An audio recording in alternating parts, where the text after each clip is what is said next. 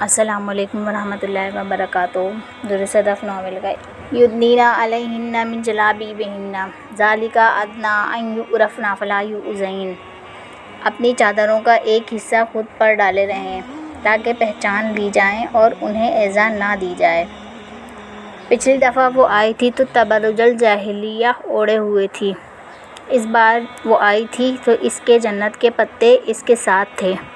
Airport سے نکلتے زرق برق آدھے ادھورے لباس والی لڑکیوں کے درمیان وہ خود کو بہت مسفٹ محسوس کر رہی تھی۔ انہی سڑکوں پر وہ کتنا جاہلانہ لباس پہن کر گھومتی پھرتی رہی تھی۔ کیب پہ ساتھ کا بتایا گیا ایڈریس بتا کر وہ کھڑکی سے باہر دیکھنے لگی۔ باہر کی دنیا کو دیکھ کر بار بار دل میں خیالات ابھر رہے تھے۔ زخرف اتار دو برقع، یہاں تو کوئی نہیں ہے۔ زخرف ہٹا دو اسے، یہاں کوئی نہیں دیکھ رہا۔ وہ دیکھو باقی لڑکیاں کتنی کول لگ رہی ہیں، تم ایسے جاؤ گی سب کے سامنے؟ ساتھ کتنا عجیب سوچے گا، اسے لگے گا کہ اس کے لیے کر رہی ہو۔ زخرف کتنی آرتھوڈوکس لگ رہی تھی۔ اسے اتار دو اسے، سب نے دیکھی ہوئی ہے تمہاری شکل، اب کیا چھپاؤ گی؟ کیب رکی تو وہ باہر نکل آئی۔ اس نے ساتھ کو اپنی لوکیشن میسج کی اور ایک طرف کھڑے ہو کر انتظار کرنے لگی۔ پتہ نہیں ساتھ کیا سوچے گا تمہارے بارے میں، کتنا آکورڈ لگے گا نا۔ وہ ایک دم خود کو حد سے زیادہ آکورڈ محسوس کرنے لگی۔ وہ یہی سوچے گا کہ اس لڑکی کو ہر 2-3 دن بعد نیا شوق چڑھتا ہے، کتنی عجیب لگو گی تم اسے۔ ساتھ کو لگے گا تم اس کی توجہ لینا چاہتی ہو۔ وہاں تم اکیلی برقعے میں بیٹھو گی، لوگ تمہیں بوڑھی آنٹی سمجھیں گے۔ اچھا بس نقاب ہی اتار دو، کیا پتہ ساتھ تمہیں پہچانے ہی نہ۔ ان سارے پے در پہ خیالوں سے جب دل بہت گھٹا تو وہ ذرا دور موجود گلاسکو سینٹرل ماسک کی طرف چلی گئی۔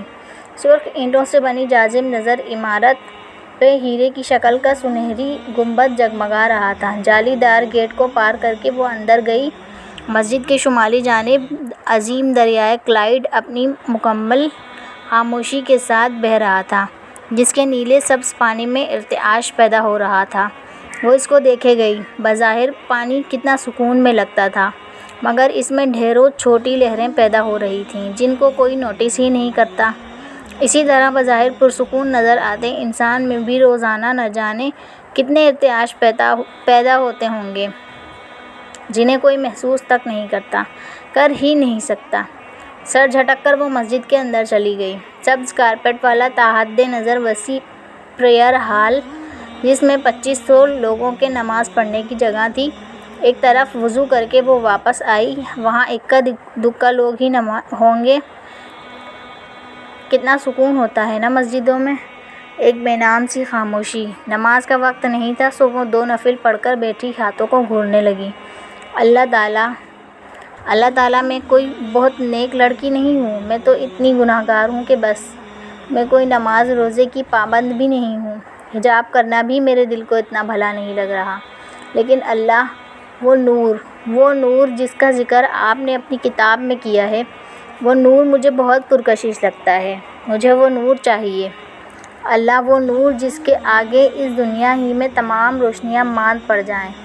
مجھے پتہ ہے نور حاصل کرنے کے لیے دل کو مارنا پڑتا ہے، نور ایسے ہی نہیں مل جاتا، اور جو اپنے دل کو توڑ کر رکھ دیتے ہیں ان کا نور پھر آسمانوں اور زمین جتنا ہو جاتا ہے، پہاڑوں جتنا نور ہو جاتا ہے، اور کچھ کا نور پیر کے انگوٹھے جتنا ہوتا ہے، کبھی جلتا ہے اور کبھی بجھ جاتا ہے۔ لیکن مجھے تو لگتا ہے کہ میں اندھیروں میں ہوں، بہت سے اندھیروں میں۔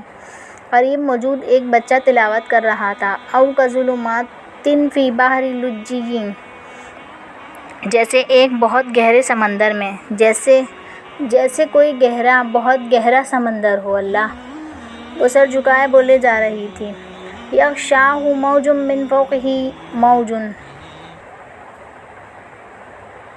جیسے ڈھانپ لے موج کے اوپر سے موج، جیسے اس میں بہت سی لہریں ہوں، لہروں کے اوپر لہریں، ان کے اوپر مزید لہریں، من فوقہ سحاب، اس کے اوپر بادل ہوں، پھر ان کے اوپر بادل ہوں، سیاہ بادل جو موسم کو ویسے ہی اتنا ہیبت ناک بنا دیتے ہیں، سورج کا راستہ روک دیتے ہیں۔ ظلمات بعضها فوق بعض، اندھیرے کچھ کے اوپر کچھ اور اندھیروں پہ اندھیرے۔ اللہ، مزید اندھیرے، مزید سے مزید تر اندھیرے۔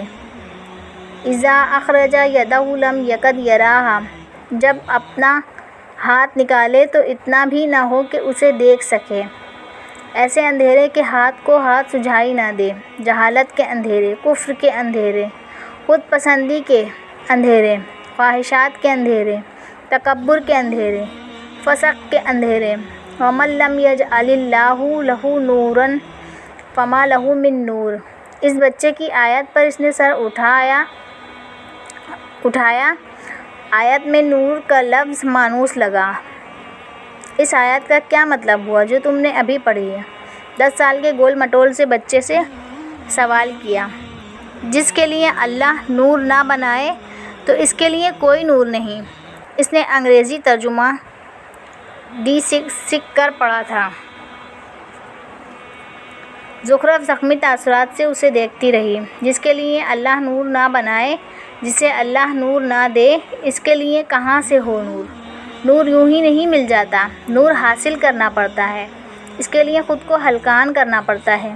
اللہ تعالیٰ میں یہاں بیٹھ کر آپ سے وعدہ کرتی ہوں کہ آخری سانس تک یہ جو اوڑھا ہے اسے اتاروں گی نہیں۔ میں یہاں آپ سے وعدہ کرتی ہوں کہ میں نور حاصل کرنے کی ہر کوشش کروں گی۔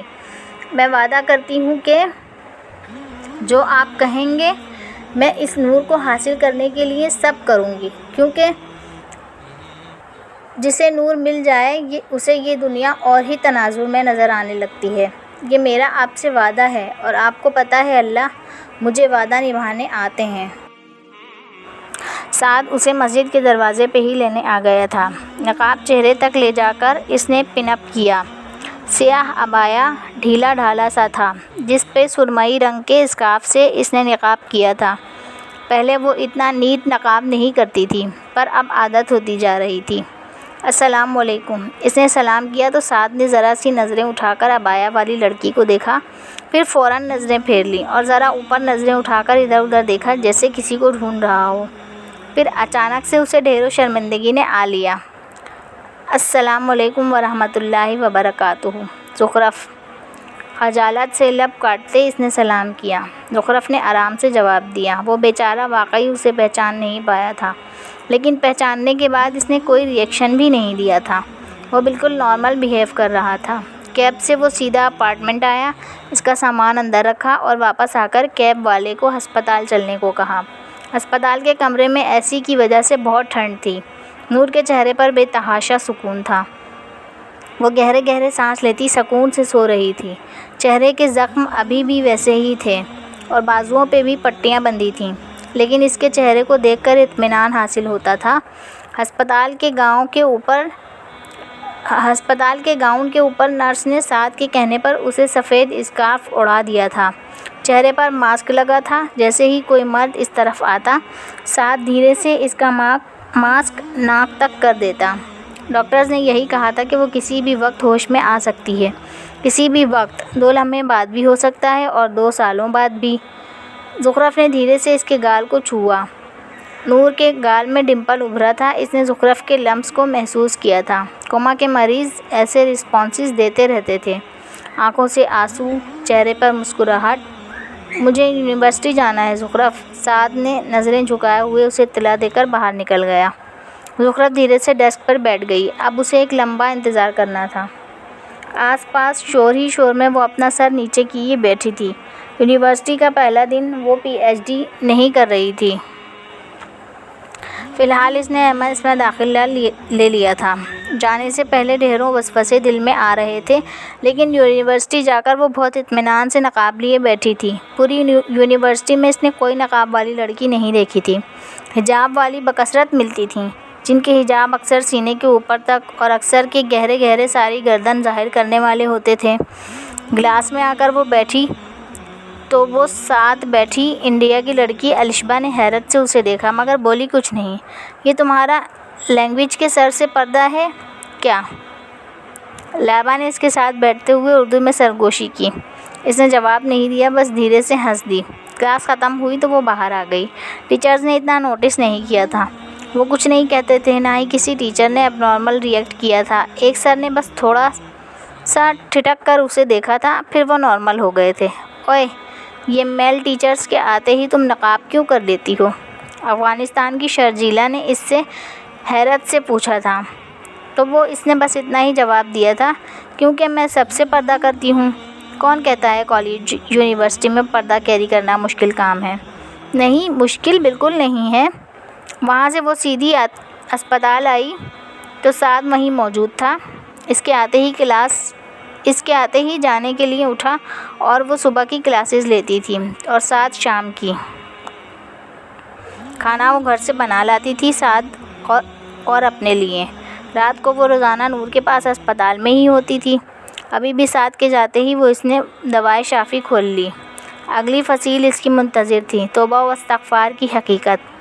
یہ ایک ایسا عمل تھا جس سے اپنا پورا کا پورا ٹریک ریکارڈ ریسیٹ کیا جا سکتا ہے۔ کتاب پر تدبر، کتاب کی ایک سطر پڑھ کر وہ گھنٹوں بیٹھی اس پر سوچتی رہتی تھی۔